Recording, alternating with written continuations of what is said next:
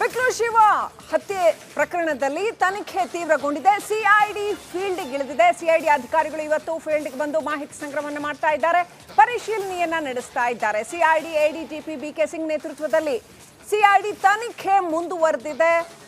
ಆ ಪ್ರಕರಣದ ಕುರಿತಾದ ಮಾಹಿತಿಯನ್ನ ಸಿಐಡಿ ಪೊಲೀಸರು ಸಂಗ್ರಹಿಸ್ತಾ ಇದ್ದಾರೆ. ಭಾರತೀನಗರ ಪೊಲೀಸರಿಂದ ಆ ಪ್ರಕರಣದ ಸಂಪೂರ್ಣ ಮಾಹಿತಿಯನ್ನ ಸಿಐಡಿ ಅಧಿಕಾರಿಗಳು ಪಡ್ಕೊಂಡಿದ್ದಾರೆ. ಇನ್ನಾದರೂ ಪ್ರಕರಣದ A1 ಆರೋಪಿ ಜಗ್ಗ ಅಲಿಯಾಸ್ ಜಗದೀಶ್ ಸಿಗ್ತಾನ, ಆತನಿಗಾಗಿ ಸಿಐಡಿ ಬಲೆ ಬೀಸಿದೆ.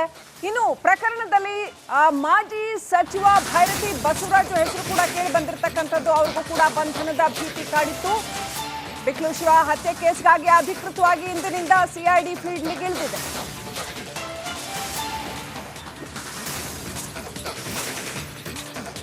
ಸತತ 1 ಗಂಟೆಯಿಂದ ಸ್ಥಳ ಪರಿಶೀಲನೆ ನಡೆಸ್ತಾ ಇದ್ದಾರೆ. ಯಾವ ಸ್ಥಳದಲ್ಲಿ ಆ ಒಂದು ಮರ್ಡರ್ ಆಯ್ತಲ್ಲ, ಅಲ್ಲಿ ಸ್ಥಳ ಪರಿಶೀಲನೆ ನಡೆಸ್ತಾ ಇದ್ದಾರೆ ಸಿಐಡಿ ಅಧಿಕಾರಿಗಳು.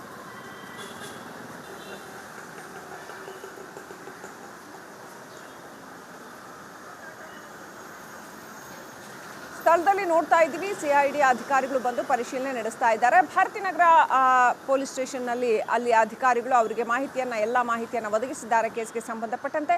ಇದೀಗ ಬಿಕ್ಲು ಶಿವ ಮರ್ಡರ್ ಕೇಸ್ಗೆ ಸಂಬಂಧಪಟ್ಟಂತೆ ಸಿಐಡಿ ತಂಡ ಬಂದು ಸ್ಥಳ ಮಹಜರು ಮಾಡ್ತಾ ಇದೆ.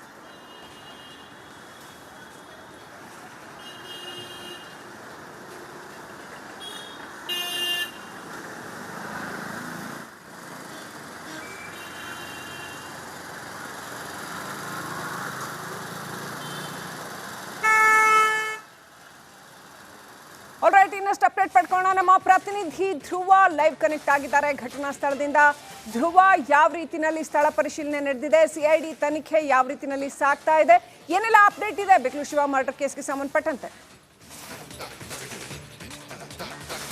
ಶ್ರೀಲಕ್ಷ್ಮಿ, ನಾನೀಗ ಬಿಕ್ಲು ಶಿವ ಹತ್ಯೆ ಆದಂಥ ಸ್ಥಳದಲ್ಲೇ ಇದ್ದೀನಿ. ನೀವು ಗಮನಿಸ್ತಾ ಇರ್ಬೋದು ದೃಶ್ಯದಲ್ಲಿ. ಇದೇ ಒಂದು ಸ್ಥಳದಲ್ಲಿ ಬಿಕ್ಲು ಶಿವನನ್ನು ಹತ್ಯೆ ಮಾಡಲಾಗಿತ್ತು, ಬರ್ಬರವಾಗಿ ಕೊಲ್ಲಲಾಗಿತ್ತು. ಇದು ಭಾರತೀನಗರ ಪೊಲೀಸ್ ಠಾಣಾ ವ್ಯಾಪ್ತಿಯಲ್ಲಿ ಬರುವಂತಹ ಆತನ ಮನೆಯ ಮುಂಭಾಗದ ಈ ಜಾಗ ಇದು. ಈ ಒಂದು ಸ್ಥಳಕ್ಕೆ ಸದ್ಯ ಈಗ ಸಿಐಡಿ ಅಧಿಕಾರಿಗಳು ಬಂದು ಮಾಹಿತಿಯನ್ನು ಪಡೆದುಕೊಳ್ಳುವಂಥ ಕೆಲಸವನ್ನು ಮಾಡ್ತಾ ಇದ್ದಾರೆ. ಮುಖ್ಯವಾಗಿ ಸಿಐಡಿ ಎಡಿಜಿಪಿ ಬಿಕೆ ಸಿಂಗ್ ಅವರು ಆಗಮಿಸಿದ್ರು. ಅವರು ಹಿಂದಿನ ತನಿಖಾಧಿಕಾರಿಯಾಗಿದ್ದಂತಹ ಪ್ರಕಾಶ್ ರಾಥೋಡ್ ಅವರ ಬಳಿ ಮಾಹಿತಿಯನ್ನು ಕೂಡ ಸಂಗ್ರಹ ಮಾಡಿಕೊಂಡ್ರು. ಅದಾದ ನಂತರ ಭಾರತೀನಗರ ಪೊಲೀಸ್ ಇನ್ಸ್ಪೆಕ್ಟರ್ ಇರ್ಬೋದು, ಹಾಗೆ ACP ಗೀತಾ ಅವರು ಕೂಡ ಈ ಒಂದು ಸ್ಥಳದಲ್ಲಿದ್ದು ಈ ಪ್ರಕರಣದ ಸಂಪೂರ್ಣ ವಿವರಣೆಯನ್ನು ಸಿಐಡಿ ಅಧಿಕಾರಿಗಳಿಗೆ ಇನ್ನೂ ಕೂಡ ನೀಡ್ತಾ ಇದ್ದಾರೆ. ಬಿಕೆ ಸಿಂಗ್ ಅವರು ಪ್ರಕರಣದ ಮಾಹಿತಿಯನ್ನು ತಿಳ್ಕೊಂಡು ಸದ್ಯ ಈಗ ತೆರಳಿದ್ದಾರೆ. ಆದರೆ ಈಗ ತನಿಖಾಧಿಕಾರಿ DYSP ಉಮೇಶ್ ಅವರು ಹಾಗೆ SP ವೆಂಕಟೇಶ್ ಅವರು ಈಗ ಸದ್ಯ ಸ್ಥಳದಲ್ಲಿದ್ದು ಅಧಿಕಾರಿಗಳಿಂದ ಮಾಹಿತಿಯನ್ನು ಕಲೆ ಹಾಕುವಂಥ ಕೆಲಸವನ್ನು ಮಾಡ್ತಾ ಇದ್ದಾರೆ. ಅವತ್ತು ಮರ್ಡರ್ ಆಯಿತು ನೋಡಿ, ಆ ಮರ್ಡರ್ ಆದಂತಹ ಸಂದರ್ಭದಲ್ಲಿ ಎಷ್ಟು ಜನ ಬಂದು ಅಟ್ಯಾಕ್ ಮಾಡಿದ್ರು, ಎಲ್ಲಿ ಆಯಿತು, ಆತನ ಮನೆಯಲ್ಲಿ ಆ ಹತ್ಯೆ ನಡೆದಂತಹ ಹತ್ಯೆಯ ಸಂಪೂರ್ಣ ಮಾಹಿತಿಯನ್ನು ಕೂಡ ಕಲೆ ಹಾಕುವಂಥ ಕೆಲಸವನ್ನು ಮಾಡ್ತಾ ಇದ್ದಾರೆ. ಎಲ್ಲ ತನಿಖೆಯ ವರದಿಯನ್ನು, ತನಿಖೆಯ ಮಾಹಿತಿಯನ್ನು ಕೂಡ ಈ ಪ್ರಾಥಮಿಕವಾಗಿ ಹತ್ಯೆ ನಡೆದಾಗ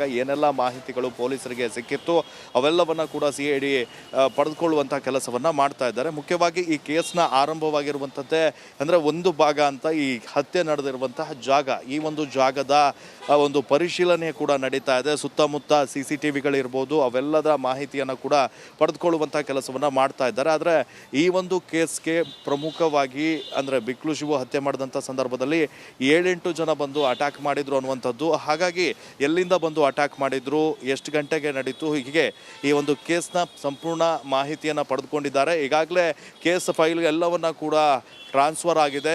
ಈ ಕೇಸ್ನ ಅಧಿಕೃತ ತನಿಖೆಯನ್ನು ಕೂಡ ಸಿಐಡಿ ಶುರು ಮಾಡಿರುವಂಥದ್ದು. ನಾಳೆ ಈ ಕೇಸ್ಗೆ ಸಂಬಂಧಪಟ್ಟ ಹಾಗೆ ಈಗ ಪೊಲೀಸ್ ಕಸ್ಟಡಿಯಲ್ಲಿರುವಂಥ ಆರೋಪಿಗಳನ್ನು ಕೋರ್ಟ್ಗೆ ಅರ್ಜಿಯನ್ನು ಸಲ್ಲಿಸಿ ಅವರನ್ನು ಸಿಐಡಿ ಕಸ್ಟಡಿಗೆ ಪಡೆದುಕೊಳ್ಳಲಿಕ್ಕೂ ಕೂಡ ಸಿಐಡಿ ಅಧಿಕಾರಿಗಳು ಸಿದ್ಧತೆಯನ್ನು ನಡೆಸಿದ್ದಾರೆ. ಶ್ರೀಲಕ್ಷ್ಮಿ, ಧ್ರುವ, ಇನ್ನು ಭೈರತಿ ಬಸವರಾಜು ಹೆಸರು, ಮಾಜಿ ಸಚಿವ ಭೈರತಿ ಬಸವರಾಜು ಹೆಸರು ಬಹಳ ಪ್ರಬಲವಾಗಿ ಕೇಳಿಬಂದಿದ್ದು, ಪದೇ ಅವ್ರನ್ನ 2-3 ಸಾರಿ ವಿಚಾರಣೆಗೆ ಒಳಪಡಿಸಿದ್ರು. ಅವರ PAಯನ್ನ ಕೂಡ ವಿಚಾರಣೆಗೆ ಒಳಪಡಿಸಿದ್ರು.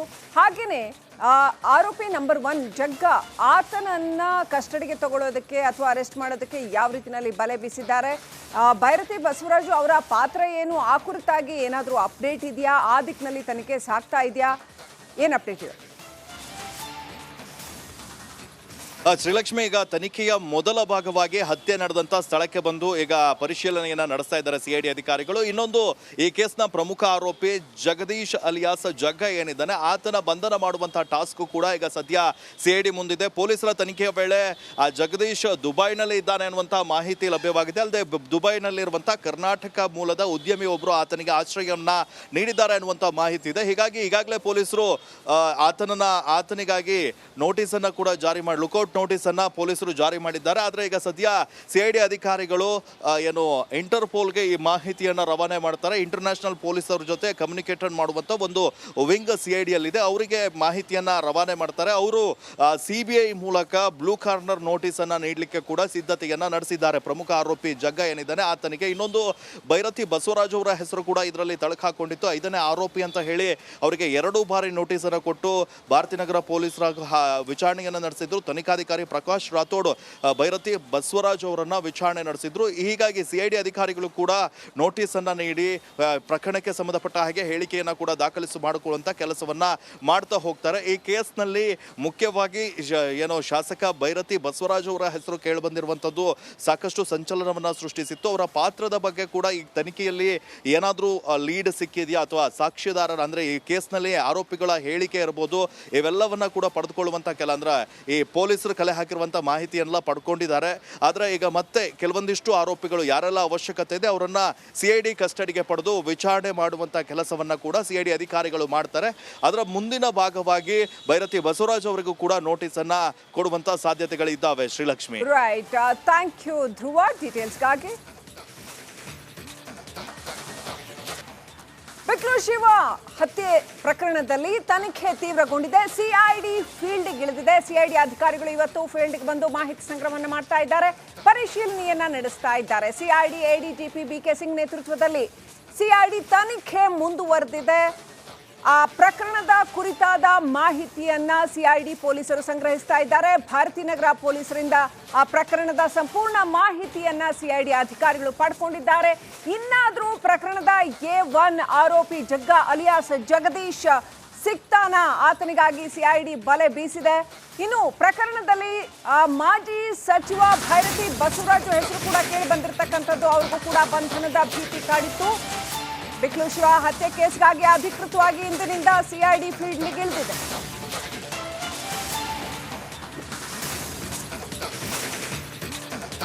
ಸತತ 1 ಗಂಟೆಯಿಂದ ಸ್ಥಳ ಪರಿಶೀಲನೆ ನಡೆಸ್ತಾ ಇದ್ದಾರೆ. ಯಾವ ಸ್ಥಳದಲ್ಲಿ ಆ ಒಂದು ಮರ್ಡರ್ ಆಯ್ತಲ್ಲ ಅಲ್ಲಿ ಸ್ಥಳ ಪರಿಶೀಲನೆ ನಡೆಸ್ತಾ ಇದ್ದಾರೆ ಸಿಐಡಿ ಅಧಿಕಾರಿಗಳು.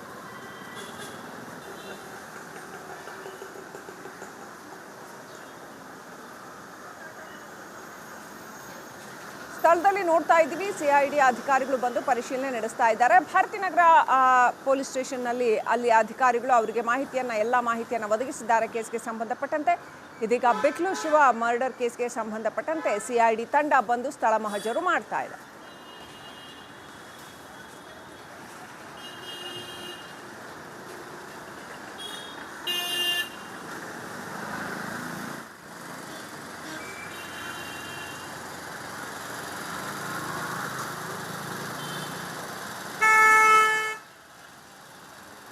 ಆಲ್ರೈಟ್, ಇನ್ನಷ್ಟು ಅಪ್ಡೇಟ್ ಪಡ್ಕೊಳ್ಳೋಣ. ನಮ್ಮ ಪ್ರತಿನಿಧಿ ಧ್ರುವ ಲೈವ್ ಕನೆಕ್ಟ್ ಆಗಿದ್ದಾರೆ ಘಟನಾ ಸ್ಥಳದಿಂದ.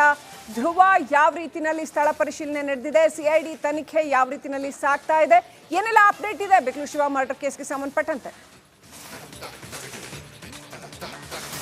ಶ್ರೀಲಕ್ಷ್ಮಿ, ನಾನೀಗ ಬಿಕ್ಲು ಶಿವ ಹತ್ಯೆ ಆದಂಥ ಸ್ಥಳದಲ್ಲೇ ಇದ್ದೀನಿ. ನೀವು ಗಮನಿಸ್ತಾ ಇರ್ಬೋದು ದೃಶ್ಯದಲ್ಲಿ. ಇದೇ ಒಂದು ಸ್ಥಳದಲ್ಲಿ ಬಿಕ್ಲು ಶಿವನನ್ನು ಹತ್ಯೆ ಮಾಡಲಾಗಿತ್ತು, ಬರ್ಬರವಾಗಿ ಕೊಲ್ಲಲಾಗಿತ್ತು. ಇದು ಭಾರತೀನಗರ ಪೊಲೀಸ್ ಠಾಣಾ ವ್ಯಾಪ್ತಿಯಲ್ಲಿ ಬರುವಂತಹ ಆತನ ಮನೆಯ ಮುಂಭಾಗದ ಈ ಜಾಗ ಇದು. ಈ ಒಂದು ಸ್ಥಳಕ್ಕೆ ಸದ್ಯ ಈಗ ಸಿಐಡಿ ಅಧಿಕಾರಿಗಳು ಬಂದು ಮಾಹಿತಿಯನ್ನು ಪಡೆದುಕೊಳ್ಳುವಂಥ ಕೆಲಸವನ್ನು ಮಾಡ್ತಾ ಇದ್ದಾರೆ. ಮುಖ್ಯವಾಗಿ ಸಿಐಡಿ ಎಡಿಜಿಪಿ ಬಿಕೆ ಸಿಂಗ್ ಅವರು ಆಗಮಿಸಿದ್ರು. ಅವರು ಹಿಂದಿನ ತನಿಖಾಧಿಕಾರಿಯಾಗಿದ್ದಂತಹ ಪ್ರಕಾಶ್ ರಾಥೋಡ್ ಅವರ ಬಳಿ ಮಾಹಿತಿಯನ್ನು ಕೂಡ ಸಂಗ್ರಹ ಮಾಡಿಕೊಂಡ್ರು. ಅದಾದ ನಂತರ ಭಾರತೀನಗರ ಪೊಲೀಸ್ ಇನ್ಸ್ಪೆಕ್ಟರ್ ಇರ್ಬೋದು, ಹಾಗೆ ACP ಗೀತಾ ಅವರು ಕೂಡ ಈ ಒಂದು ಸ್ಥಳದಲ್ಲಿದ್ದು ಈ ಪ್ರಕರಣದ ಸಂಪೂರ್ಣ ವಿವರಣೆಯನ್ನು ಸಿಐಡಿ ಅಧಿಕಾರಿಗಳಿಗೆ ಇನ್ನೂ ಕೂಡ ನೀಡ್ತಾ ಇದ್ದಾರೆ. ಬಿಕೆ ಸಿಂಗ್ ಅವರು ಪ್ರಕರಣದ ಮಾಹಿತಿಯನ್ನು ತಿಳ್ಕೊಂಡು ಸದ್ಯ ಈಗ ತೆರಳಿದ್ದಾರೆ. ಆದರೆ ಈಗ ತನಿಖಾಧಿಕಾರಿ DYSP ಉಮೇಶ್ ಅವರು ಹಾಗೆ SP ವೆಂಕಟೇಶ್ ಅವರು ಈಗ ಸದ್ಯ ಸ್ಥಳದಲ್ಲಿದ್ದು ಅಧಿಕಾರಿಗಳಿಂದ ಮಾಹಿತಿಯನ್ನು ಕಲೆ ಹಾಕುವಂಥ ಕೆಲಸವನ್ನು ಮಾಡ್ತಾ ಇದ್ದಾರೆ. ಅವತ್ತು ಮರ್ಡರ್ ಆಯಿತು ನೋಡಿ, ಆ ಮರ್ಡರ್ ಆದಂಥ ಮಾಡುವಂತಹ ಸಂದರ್ಭದಲ್ಲಿ ಎಷ್ಟು ಜನ ಬಂದು ಅಟ್ಯಾಕ್ ಮಾಡಿದ್ರು, ಎಲ್ಲಿ ಆಯಿತು, ತನ್ನ ಮನೆಯಲ್ಲಿ ಆ ಹತ್ಯೆ ನಡೆದಂತಹ ಹತ್ಯೆಯ ಸಂಪೂರ್ಣ ಏನು ಮಾಹಿತಿಯನ್ನು ಕೂಡ ಕಲೆ ಹಾಕುವಂಥ ಕೆಲಸವನ್ನು ಮಾಡ್ತಾ ಇದ್ದಾರೆ. ಎಲ್ಲ ತನಿಖೆಯ ವರದಿಯನ್ನು, ತನಿಖೆಯ ಮಾಹಿತಿಯನ್ನು ಕೂಡ ಈ ಪ್ರಾಥಮಿಕವಾಗಿ ಹತ್ಯೆ ನಡೆದಾಗ ಏನೆಲ್ಲ ಮಾಹಿತಿಗಳು ಪೊಲೀಸರಿಗೆ ಸಿಕ್ಕಿತ್ತು ಅವೆಲ್ಲವನ್ನು ಕೂಡ CID ಪಡೆದುಕೊಳ್ಳುವಂಥ ಕೆಲಸವನ್ನು ಮಾಡ್ತಾ ಇದ್ದಾರೆ. ಮುಖ್ಯವಾಗಿ ಈ ಕೇಸ್ನ ಆರಂಭವಾಗಿರುವಂಥದ್ದೇ ಅಂದರೆ ಒಂದು ಭಾಗ ಅಂತ ಈ ಹತ್ಯೆ ನಡೆದಿರುವಂತಹ ಜಾಗ, ಈ ಒಂದು ಜಾಗದ ಒಂದು ಪರಿಶೀಲನೆ ಕೂಡ ನಡೀತಾ ಇದೆ. ಸುತ್ತಮುತ್ತ CCTVಗಳಿರ್ಬೋದು, ಅವೆಲ್ಲದ ಮಾಹಿತಿಯನ್ನು ಕೂಡ ಪಡೆದುಕೊಳ್ಳುವಂಥ ಕೆಲಸವನ್ನು ಮಾಡ್ತಾ ಇದ್ದಾರೆ. ಆದರೆ ಈ ಒಂದು ಕೇಸ್ಗೆ ಪ್ರಮುಖವಾಗಿ ಅಂದರೆ ಬಿಕ್ಲು ಶಿವು ಹತ್ಯೆ ಮಾಡಿದಂಥ ಸಂದರ್ಭದಲ್ಲಿ 7-8 ಜನ ಬಂದು ಅಟ್ಯಾಕ್ ಮಾಡಿದ್ರು ಅನ್ನುವಂಥದ್ದು. ಹಾಗಾಗಿ ಎಲ್ಲಿಂದ ಬಂದು ಅಟ್ಯಾಕ್ ಮಾಡಿದ್ರು, ಎಷ್ಟು ಗಂಟೆಗೆ ನಡೀತು, ಹೀಗೆ ಈ ಒಂದು ಕೇಸ್ನ ಸಂಪೂರ್ಣ ಮಾಹಿತಿಯನ್ನು ಪಡೆದುಕೊಂಡಿದ್ದಾರೆ. ಈಗಾಗಲೇ ಕೇಸ್ ಫೈಲ್ ಎಲ್ಲವನ್ನ ಕೂಡ ಟ್ರಾನ್ಸ್ಫರ್ ಆಗಿದೆ. ಈ ಕೇಸ್ನ ಅಧಿಕೃತ ತನಿಖೆಯನ್ನು ಕೂಡ CID ಶುರು ಮಾಡಿರುವಂಥದ್ದು. ನಾಳೆ ಈ ಕೇಸ್ಗೆ ಸಂಬಂಧಪಟ್ಟ ಹಾಗೆ ಈಗ ಪೊಲೀಸ್ ಕಸ್ಟಡಿಯಲ್ಲಿರುವಂಥ ಆರೋಪಿಗಳನ್ನು ಕೋರ್ಟ್ಗೆ ಅರ್ಜಿಯನ್ನು ಸಲ್ಲಿಸಿ ಅವರನ್ನು CID ಕಸ್ಟಡಿಗೆ ಪಡೆದುಕೊಳ್ಳಲಿಕ್ಕೂ ಕೂಡ CID ಅಧಿಕಾರಿಗಳು ಸಿದ್ಧತೆಯನ್ನು ನಡೆಸಿದ್ದಾರೆ. ಶ್ರೀಲಕ್ಷ್ಮಿ. ಧ್ರುವ, ಇನ್ನು ಭೈರತಿ ಬಸವರಾಜು ಹೆಸರು, ಮಾಜಿ ಸಚಿವ ಭೈರತಿ ಬಸವರಾಜು ಹೆಸರು ಬಹಳ ಪ್ರಬಲವಾಗಿ ಕೇಳಿಬಂದಿದ್ದು, ಪದೇ ಪದೇ ಅವ್ರನ್ನ 2-3 ಸಾರಿ ವಿಚಾರಣೆಗೆ ಒಳಪಡಿಸಿದ್ರು. ಅವರ PAಯನ್ನು ಕೂಡ ವಿಚಾರಣೆಗೆ ಒಳಪಡಿಸಿದ್ರು. ಹಾಗೆಯೇ ಆರೋಪಿ ನಂಬರ್ 1 ಜಗ್ಗ, ಆತನನ್ನ ಕಸ್ಟಡಿಗೆ ತಗೊಳ್ಳೋದಕ್ಕೆ ಅಥವಾ ಅರೆಸ್ಟ್ ಮಾಡೋದಕ್ಕೆ ಯಾವ ರೀತಿಯಲ್ಲಿ ಬಲೆ ಬೀಸಿದ್ದಾರೆ. ಭೈರತಿ ಬಸವರಾಜು ಅವರ ಪಾತ್ರ ಏನು, ಆ ಕುರಿತಾಗಿ ಏನಾದರೂ ಅಪ್ಡೇಟ್ ಇದೆಯಾ? ಆ ದಿಕ್ಕಿನಲ್ಲಿ ತನಿಖೆ ಸಾಗ್ತಾ ಇದೆಯಾ? ಏನು ಅಪ್ಡೇಟ್ ಇದೆ? ಶ್ರೀಲಕ್ಷ್ಮಿ, ಈಗ ತನಿಖೆಯ ಮೊದಲ ಭಾಗವಾಗಿ ಹತ್ಯೆ ನಡೆದಂಥ ಸ್ಥಳಕ್ಕೆ ಬಂದು ಈಗ ಪರಿಶೀಲನೆಯನ್ನು ನಡೆಸ್ತಾ ಇದ್ದಾರೆ CID ಅಧಿಕಾರಿಗಳು. ಇನ್ನೊಂದು, ಈ ಕೇಸ್ನ ಪ್ರಮುಖ ಆರೋಪಿ ಜಗದೀಶ್ ಅಲಿಯಾಸ್ ಜಗ್ಗ ಏನಿದ್ದಾನೆ, ಆತನ ಬಂಧನ ಮಾಡುವಂಥ ಟಾಸ್ಕ್ ಕೂಡ ಈಗ ಸದ್ಯ CID ಮುಂದಿದೆ. ಪೊಲೀಸರ ತನಿಖೆಯ ವೇಳೆ ಆ ಜಗದೀಶ್ ದುಬೈನಲ್ಲಿ ಇದ್ದಾನೆ ಅನ್ನುವಂಥ ಮಾಹಿತಿ ಲಭ್ಯವಾಗಿದೆ. ಅಲ್ಲದೆ ದುಬೈನಲ್ಲಿರುವಂಥ ಕರ್ನಾಟಕ ಮೂಲದ ಉದ್ಯಮಿ ಒಬ್ಬರು ಆತನಿಗೆ ಆಶ್ರಯವನ್ನು ನೀಡಿದ್ದಾರೆ ಅನ್ನುವಂಥ ಮಾಹಿತಿ ಇದೆ. ಹೀಗಾಗಿ ಈಗಾಗಲೇ ಪೊಲೀಸರು ಆತನಿಗಾಗಿ ನೋಟಿಸನ್ನು ಕೂಡ ಜಾರಿ ಮಾಡಿ ಲುಕೌಟ್ ನೋಟಿಸನ್ನು ಪೊಲೀಸರು ಜಾರಿ ಮಾಡಿದ್ದಾರೆ. ಆದರೆ ಈಗ ಸದ್ಯ CID ಅಧಿಕಾರಿಗಳು ಇಂಟರ್ಪೋಲ್ಗೆ ಈ ಮಾಹಿತಿಯನ್ನು ರವಾನೆ ಮಾಡ್ತಾರೆ. ಇಂಟರ್ನ್ಯಾಷನಲ್ ಪೊಲೀಸರ ಜೊತೆ ಕಮ್ಯುನಿಕೇಟ್ ಮಾಡುವಂಥ ಒಂದು ವಿಂಗ್ CIDಯಲ್ಲಿದೆ, ಅವರಿಗೆ ಮಾಹಿತಿಯನ್ನು ರವಾನೆ ಮಾಡ್ತಾರೆ. ಅವರು CBI ಮೂಲಕ ಬ್ಲೂ ಕಾರ್ನರ್ ನೋಟಿಸನ್ನು ನೀಡಲಿಕ್ಕೆ ಕೂಡ ಸಿದ್ಧತೆಯನ್ನು ನಡೆಸಿದ್ದಾರೆ. ಪ್ರಮುಖ ಆರೋಪಿ ಜಗ್ಗ ಏನಿದ್ದಾನೆ ಆತನಿಗೆ. ಇನ್ನೊಂದು, ಭೈರತಿ ಬಸವರಾಜ್ ಅವರ ಹೆಸರು ಕೂಡ ಇದರಲ್ಲಿ ತಳಕಾಕೊಂಡಿತ್ತು. 5ನೇ ಆರೋಪಿ ಅಂತ ಹೇಳಿ ಅವರಿಗೆ 2 ಬಾರಿ ನೋಟಿಸನ್ನು ಕೊಟ್ಟು ಭಾರತೀನಗರ ಪೊಲೀಸರ ವಿಚಾರಣೆಯನ್ನು ನಡೆಸಿದ್ರು. ತನಿಖಾಧಿಕಾರಿ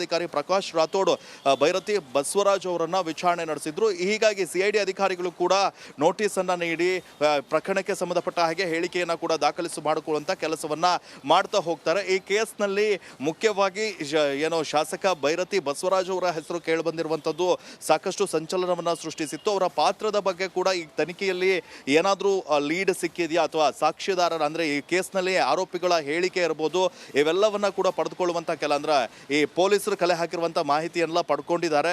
ಆದರೆ ಈಗ ಮತ್ತೆ ಕೆಲವೊಂದಿಷ್ಟು ಆರೋಪಿಗಳು ಯಾರೆಲ್ಲ ಅವಶ್ಯಕತೆ ಇದೆ ಅವರನ್ನು CID ಕಸ್ಟಡಿಗೆ ಪಡೆದು ವಿಚಾರಣೆ ಮಾಡುವಂಥ ಕೆಲಸವನ್ನು ಕೂಡ CID ಅಧಿಕಾರಿಗಳು ಮಾಡ್ತಾರೆ. ಅದರ ಮುಂದಿನ ಭಾಗವಾಗಿ ಭೈರತಿ ಬಸವರಾಜ್ ಅವರಿಗೂ ಕೂಡ ನೋಟಿಸನ್ನು ಕೊಡುವಂಥ ಸಾಧ್ಯತೆಗಳಿದ್ದಾವೆ. Srilakshmi. Right, thank you Dhruva.